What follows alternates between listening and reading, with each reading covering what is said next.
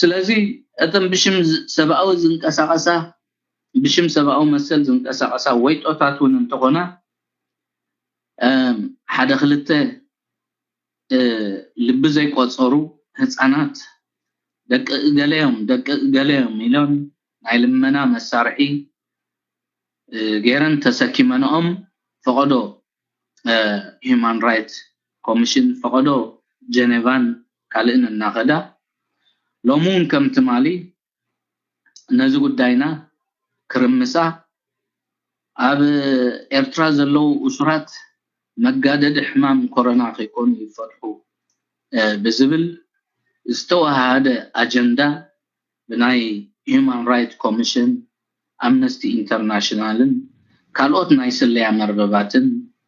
ዝወፀ መግለፂታቱን ሰሚዕና የለና መንግስቲ ኤርትራውን ከም ትማሊ እዙውን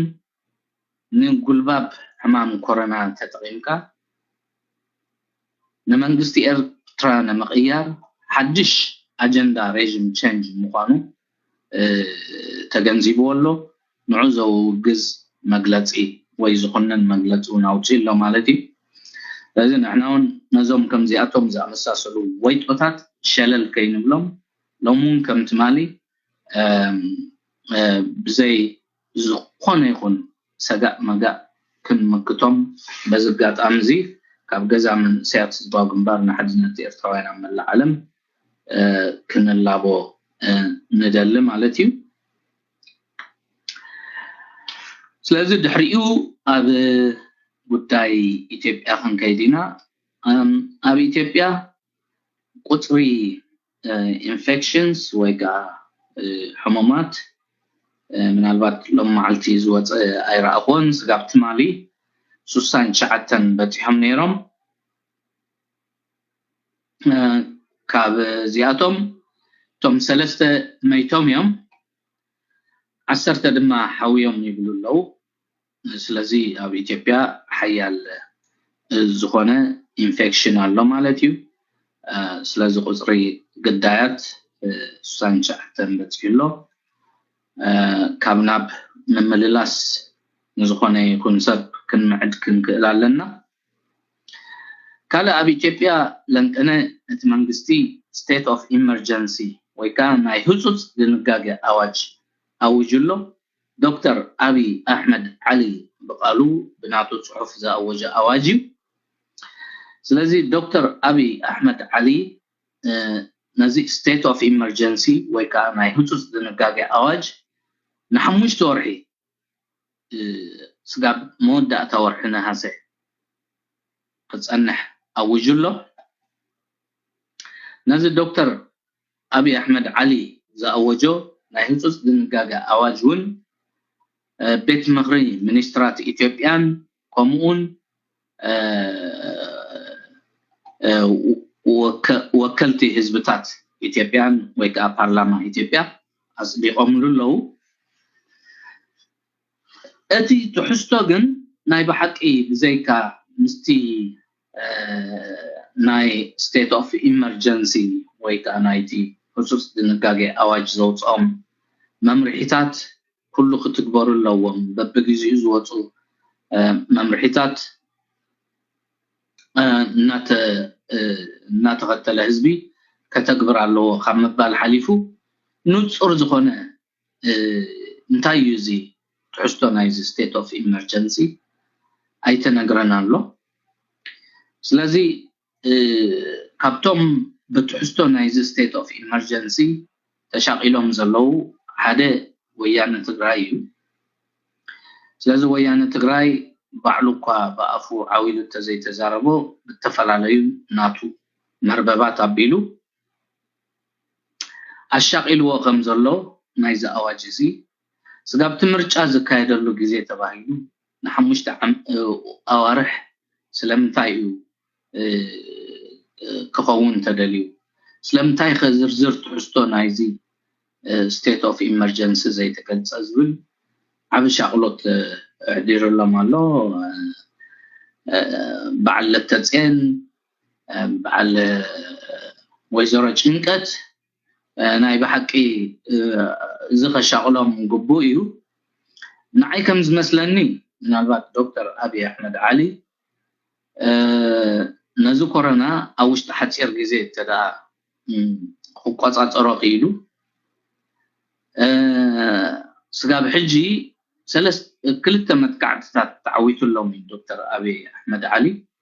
أبو قادين أب كل الصومال نعبد الله زوا سودو سقومتي رئينايو قبل علي عبد الله زوا سودو سقومتي عوت نيرو نتناتو سراويت فحبتنا بيلو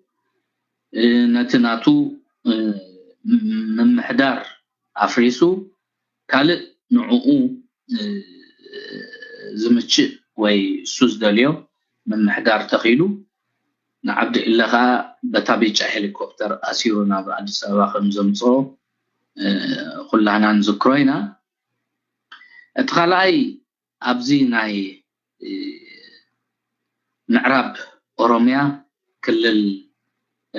ولقا أبو خكايت صنحة كفال ناي OLF ويكا أورومو Liberation Front توتحدراو خنفي كايدوت صنحة وتحدراو متقعتتات أبز حلفة كلتا سلست ورحي تليفونن انترنتن كل مرة قبيتات عاتيو عبد خبابي كتقعو خمس صنحة انتلاي بتواقعت نفرتن هليكوبتراتن غيرو ناز حيل زون دمسيسو أبز مودعتا انترنتن موبايلن نتصاقيو خمس خفتو نذكرينا بالتزامادي أبقال أوتوبوتاتات بلج إلم كولو تصنحو أب دبوب أب أوروميا هزبي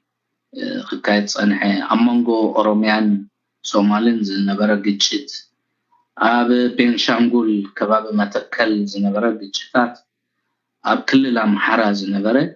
كمو ناشتون سقع حجي خده متصام صنحين لازم نقولهم كأ على شابيلوم مثلا بزوانزي قرب كباب غندر زم فانو زبالون تلعيلهم علو نعتهم متفائز زلو حجي لازم مودعتا انتاي زمثل زغنتات زي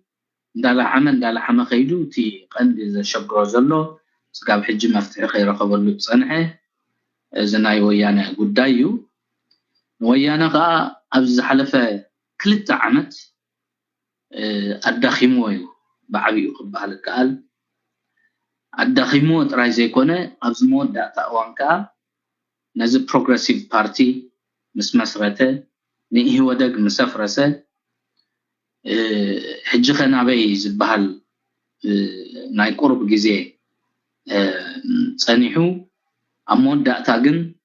لنبيو سحل ميكائيل وكيل ناي بي غيرو اب تግራይ ስለዝመዘዞ ስለዚ አቶ ነብዩ ሚካኤል ስሑል ኣብ ትግራይ ስርሑ ጀሚሩሎ ንለተጽንውን ስኹ ኮይኮንክን መራሒት ኣነ ናይ ፕሮግሬሲቭ ፓርቲ ወኪል ስለዚ ፕሮግሬሲቭ ፓርቲ እቲ ኣመርሕነት ኢትዮጵያ ዘሎ እዚ ኣነ መርሒ ክኸውን ዝግባእኒ ስጋብ ምባል በትሕሎ ስለዚ ዝሕጂ دكتور أبي أحمد علي بقبو ጨናፍሩ زرقيحو ስለዘሎ مسؤو ዝተሓጋገዙ ከም በዓል ዶክተር አብርሃም በላይ ዝኣመሳሰሉ ተጋሩ ኣብቲ ናቱ መሳርዕ ቲዩ ስለዘሎ بقمت ناي ፒፒውን እቶም ዝበዝሑ ኣባላት ናይ ወያኔ بمولهم ناب مسارع ناي progressive party prosperity party ويكابل صقلنا party كتصنبرو بوشت غليصوم ስለዘለው ስለዚህ ቲ ፋይናል onslaught ወይካቲ ናይ ሞዳታ መጥቃዕቲ ዝበሃል ሲ ሕጂ ደኮን ይኸውን ኣብዚ ናይ ሓሙሽተ ወርሒ እዋን ኣካይዳ ኩነታት ናይ ዝ ቫይረስ ሪኢኻ ማለት እዩ of course ስለዚ እንተደኣ ዶክተር አብይ አሕመድ ዓሊ ብግቡእ ተዓዊትሉ ኮንቴይን ገይርዎ ከምዚ ካልኦት ዝገብሮ ዘሎ ኣነዚ ቫይረስ እዚ ምናልባት ናብቲ ካልኣይ ቫይረስ ኣብ ትግራይ ከይዱ እቲ ናይ መወዳእታ ፅፊዒት ኣብ ልዕሊ ወያነ እንደኾነ የካይድ ይኸውን ነዚ ጉልባብ state of emergency ተጠቂሙ ዝብል ግምታት ኣለኒ ስለዚ ቀሲልና ክንሪኤና ሓቅነቱ ግን ዓቢ ስጉምቲው ከም በዓል ትግራይ ኦንላይን ዳመሳሰሉ ቀንዲ መጫፈርቲ ናይ ወያነ መዳኸፍቲ ናይ ወያነ ኣብ ዓሚቕ ትካዘዮም ኣትዮም ነዚ ጉዳይ እዚ ዝዛረብሉ ዘለዉ እሞ ስለዚ ምናልባት በኣቶምን ኣዝዩ ዓሚቕ ዝኾነ ፍርሒ ራዕዲ ኣትይዎም ከም ዘሎ ይሽቅረሩ ከም ዘሎ እዮም ዝገልጹ ዘለዉ እሞ ስለዚ ሆፕፉሊ እዚ ኮሮና ቫይረስ ጽቡቕ ኮንቴይን ክኸውን እዚ ናይ 5 ወርሒ ከዓ ግብኣተ ወያነ ዘቀላጥፍ ፍጻሜታት ክንርኢ ተስፋ ንገብር ማለት እዩ